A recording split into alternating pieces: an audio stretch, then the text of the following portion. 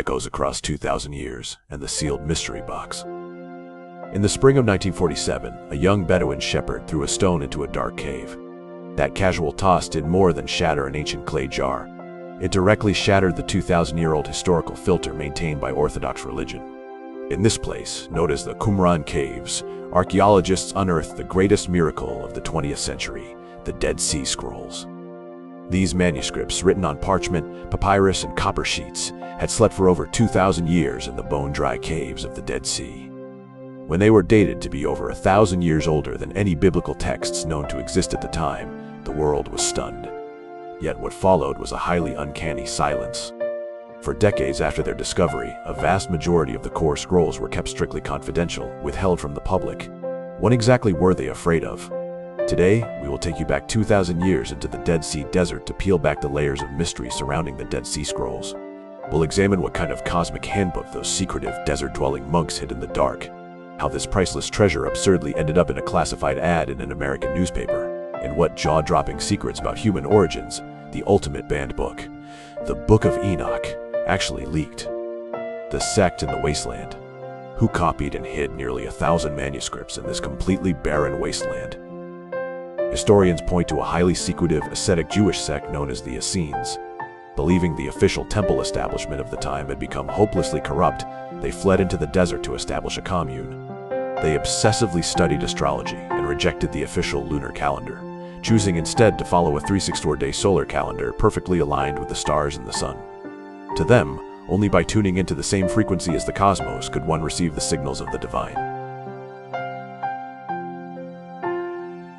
The mystery of the Copper Scroll. Among the 900-plus scrolls discovered, one stands out as a highly hardcore anomaly. It wasn't written on parchment, but rather extravagantly engraved onto sheets of pure copper. When metallurgical experts painstakingly cut it open and translated it, treasure hunters worldwide went wild. It was a highly detailed treasure map. Written in a cryptic, code-like style, it listed 64 hiding places. Under the rock mound in the Valley of Ruins, buried are 42 talents of gold. In the cave of the waterfall, hidden are 65 bars of pure gold. It is estimated that if found today, these treasures would be worth billions of dollars. Yet 2,000 years later, despite countless explorers turning the Dead Sea upside down, the gold has vanished without a trace. Where did it go? Perhaps the map itself was a massive illusion left by the Essenes to misdirect future generations.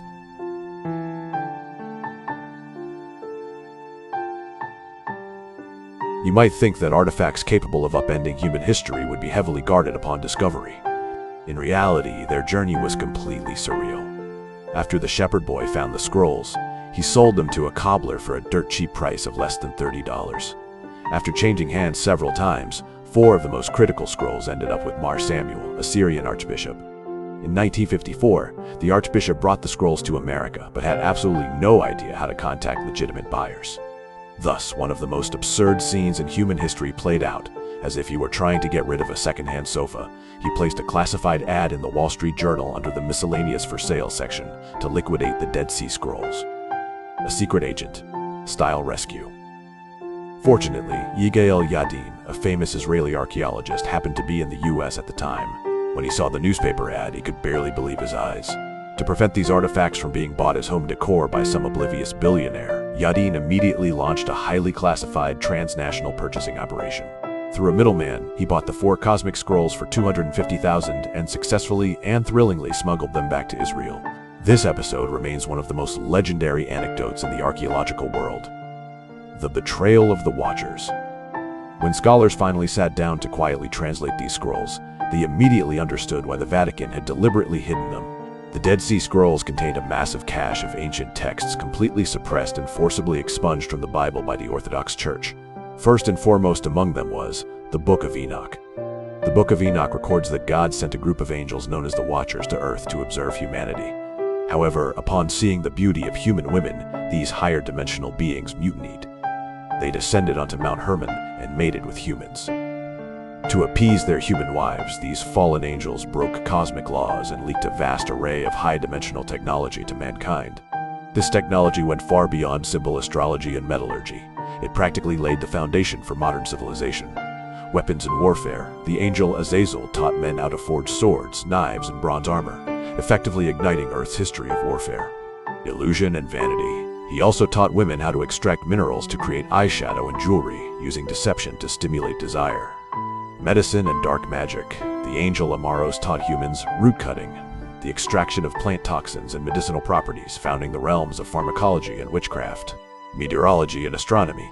Other angels taught humanity how to read the clouds, trace the path of the sun, and even manipulate the weather through meteorology. Among the scrolls, archaeologists also unearthed another companion text, the Book of Giants. It records that the hybrid offspring of the fallen angels and human women were a race of bloodthirsty giants standing dozens of meters tall. Interestingly, the book states that before the Great Deluge, these giants collectively experienced a terrifying prophetic dream. They saw a massive stone tablet washed by water, completely erasing all the names written upon it. They even sought out Gilgamesh, the hero of ancient Sumerian myth, to interpret the dream. This cross-pollination between Sumerian mythology and Judaism deeply panicked Orthodox religion. It implied that the sudden leaps in human civilization were not invented by us at all, but were forbidden. Forbidden knowledge illegally leaked to Earth by higher dimensional entities. This intensely sci-fi mythos directly shook the foundations of Orthodox dogma.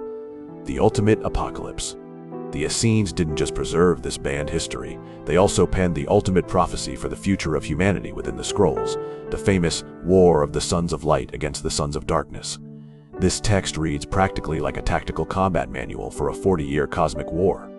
The scrolls dictate every detail of this final battle with absolute precision, such as specifying that combatants must be between 40 and 50 years old, and requiring concrete inscriptions like the Wrath of God to be engraved onto the battle trumpets.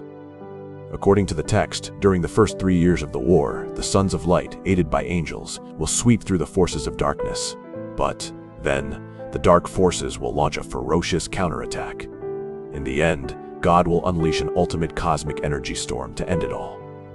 The Essenes lived a life of harsh asceticism in the desert precisely to train for this inevitable cosmic showdown, the eternal confrontation. Where are these long-suffering Dead Sea Scrolls today? They are enshrined in the Shrine of the Book in Jerusalem. The architecture of this museum is deeply symbolic. Its white dome perfectly replicates the shape of the clay jar lids that encased the scrolls in the caves. Conversely, the black basalt wall running alongside it symbolizes the oppression of the sons of darkness mentioned in the texts. White and black, light and dark, lock eyes here in an eternal confrontation. In 68 AD, the legions of the Roman Empire crushed Qumran, wiping the Essenes from the pages of history. But before death arrived, these white-robed monks did not run. Instead, they sealed their truest astronomical calendars, laws, and scriptures inside clay jars. They lost to Roman steel, but they won against time. Those accounts of fallen angels, lost treasures, and cosmic wars acted as a massive time capsule, waiting for 2,000 years in the womb of the desert, until humanity finally developed a mind wide enough to accept them.